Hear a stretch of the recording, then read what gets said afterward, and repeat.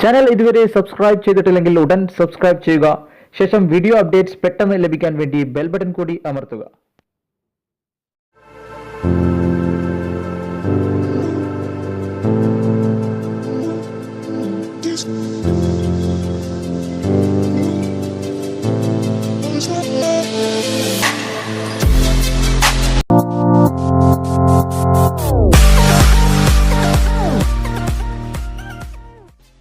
Hello സുഹൃത്തുക്കളെ, techno tips Malayalam ചാനലിലേക്ക് നിങ്ങൾക്ക് ഏവർക്കും സ്വാഗതം.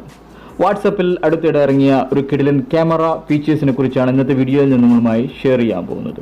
അപ്പോൾ നമുക്ക് വീഡിയോയിലേക്ക് കിടക്കാം.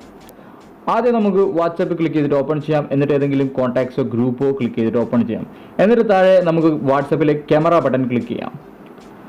നമ്മൾ വാട്സപ്പിലെ ക്യാമറയിൽ നോർമലി വീഡിയോ എടുക്കാനായിട്ട് താഴെ കാണുന്ന ബട്ടണിൽ ക്ലിക്ക് ചെയ്ത് ഹോൾഡ് ചെയ്ത് പിടിച്ചിട്ട് നമ്മൾ വീഡിയോ എടുക്കാറാണ് പതിവ്.